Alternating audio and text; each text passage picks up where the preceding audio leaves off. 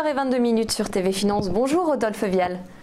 Bonjour Claire. Bonjour. Je rappelle que vous êtes fondateur d'ABC Bourse. Avec vous, on va faire un point sur le CAC qui est à l'équilibre en ce moment autour des 5340 points après 5 journées consécutives de hausse. Quelle est pour vous la tendance, l'ambiance du CAC 40 ? Bon, alors ce matin, c'est vrai qu'on a quelques minutes d'ouverture. Là, on a attaqué en baisse quand même. On perd quasiment 0,5% en ligne droite de ce qui s'est passé hier soir à Wall Street, puisque effectivement la séance a été assez animée avec un Dow Jones qui finit en baisse de 1,2%. Alors c'était une journée un petit peu particulière aux États-Unis hier soir, puisque on avait le nouveau président de la Réserve fédérale américaine, Jérôme Powell, qui a fait des déclarations devant le Congrès américain. Alors ça a permis un petit peu de juger l'homme et on a découvert un style direct qui tranche assez fortement avec ses prédécesseurs et vraiment pragmatique. Il répondait par oui ou par non. Enfin, on sent que voilà, c'est pas un économiste qui a des phrases alambiquées, c'est un banquier d'affaires. Voilà, donc c'est un autre style. Alors ça c'est la forme. Sur le fond, il a livré une vision optimiste de l'économie et pour lui et son point de vue, c'est que les perspectives sont améliorées depuis la réunion du mois de décembre. Alors, qu'est-ce que ça veut dire cela ? Ça veut dire que on s'achemine vers ce scénario probable de 4 hausses de taux aux États-Unis en 2018 contre 3 prévues jusqu'ici. Voilà, donc ça les marchés n'aiment pas, évidemment. Voilà, ça a été c'est le scénario qui pèse actuellement et qu'on ressent ce matin à Paris. Oui, parce qu'il a parlé notamment d'un risque de surchauffe. Il a dit que les prix étaient trop élevés sur les marchés d'actions. Complètement, et puis on va avoir aujourd'hui une confirmation ou pas en outre des prix, alors là pour le coup des prix à la consommation, puisqu'on a l'indice des prix PCE aux États-Unis qui est très surveillé par la Banque centrale américaine, qui pourrait confirmer ce diagnostic. Donc à suivre en début d'après-midi, et en Europe on aura aussi des éléments de prix dans la matinée. Donc, du coup ça va être une journée qui va être un petit peu placée sur ce thème, qui risque d'être assez nerveuse au gré des publications. Alors pour le CAC concrètement, est-ce qu'il on était dans un seuil de résistance entre 5300 et 5400, est-ce que là il y a un risque qu'on aille en dessous des 5300, même d'un seuil un peu bas, 5250 ? Oui, alors en fait, on a fait un rebond assez violent, mine de rien, depuis la forte correction qu'on a connue au début du mois de février. Le CAC, il a repris 6% depuis ses plus bas. Bon, il n'a pas regagné toute sa hausse, évidemment, mais il a regagné à peu près 50% de sa hausse. Il y a eu cet effet de peur aussi, de se dire est-ce que c'est une correction comme ça qui sera de court terme, est-ce que je vais pas rater la hausse, etc. C'est un peu une préoccupation qui existe depuis des mois maintenant pour les investisseurs, puisqu'on a vu qu'aucune correction n'avait permis de déboucher sur un marché baissier durable. Donc ces points bas sont vraiment l'occasion pour les investisseurs de recharger bien souvent et de se dire voilà, je veux pas rater le train de la hausse, surtout pas, donc je me replace. Alors là, on a un essoufflement assez logique quand même après quasiment 3 semaines de hausse, 2 semaines et demie. Moi, je pense que voilà, on peut consolider. Ça casse pas la tendance de fond qui reste malgré tout haussière sur le moyen long terme, mais une consolidation autour de 5260, 5250 points, pour moi, c'est tout à fait envisageable pour les jours qui viennent. Il y a 2 valeurs que vous souhaitiez examiner en particulier, notamment le groupe pharmaceutique Sanofi. Oui, alors Sanofi, c'est un petit peu le mal-aimé du CAC 40 depuis toute l'année 2017 d'ailleurs, et puis depuis le début de l'année. Depuis le 1er janvier, c'est un titre qui perd quasiment 9%. Sur un an, il perd 19%, donc c'est assez étonnant parce que Sanofi, c'est vraiment la valeur père de famille par définition.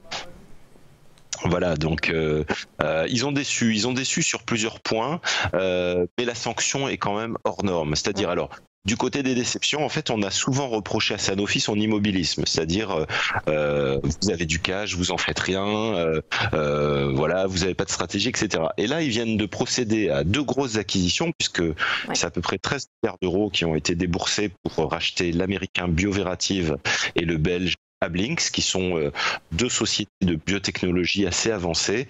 Et là, pour le coup, Sanofi a été sanctionné. Alors on lui dit maintenant, c'est trop cher, etc. Donc une situation assez paradoxale, alors que le groupe a pris des risques assez mesurés avec ces deux acquisitions.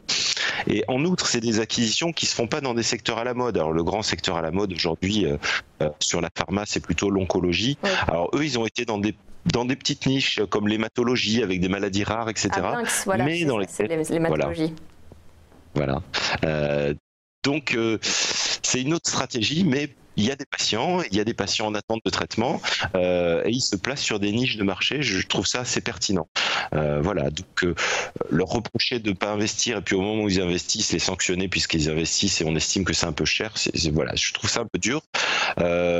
Du côté des résultats, ils ont raté le consensus, mais ça reste quand même de très haute qualité. Les attentes étaient fortes. Voilà, c'est vraiment très légèrement inférieur aux attentes. Et on a toujours évidemment un dividende qui est servi important. Voilà, on soigne les actionnaires et ça nous sort un rendement de 5%. Donc un rendement de 5% sur un titre comme Sanofi qui fait quand même partie des poids lourds de la santé mondiale, c'est vraiment un dossier sur lequel on peut se placer. Alors c'est pas pour du trading, c'est du placement moyen terme. Voilà, ça paye 12 fois les bénéfices attendus aujourd'hui, il y a 5% de rendement, il n'y a pas de dette, enfin il y a du cash. Voilà, c'est solide pour l'avenir et je garde en portefeuille à moyen long terme. Voilà, pour vous, c'est une valeur sur laquelle il faut investir puisqu'il n'y a aucun... Enfin, en toute logique, ce titre devrait remonter. Oui, et puis on est vraiment sur un point bas d'un point de vue cyclique pour le titre. Voilà, c'est sur des fondamentaux très peu valorisés. Deuxième valeur que vous souhaitiez regarder, dont Mathieu Driol nous parlait ce matin dans les Market Movers, une valeur à la baisse également, Technicolor. Oui, alors là c'est un dossier complètement différent. Là on passe un peu sur le versant spéculatif. Donc c'est un titre qui vient de reculer à peu près 40%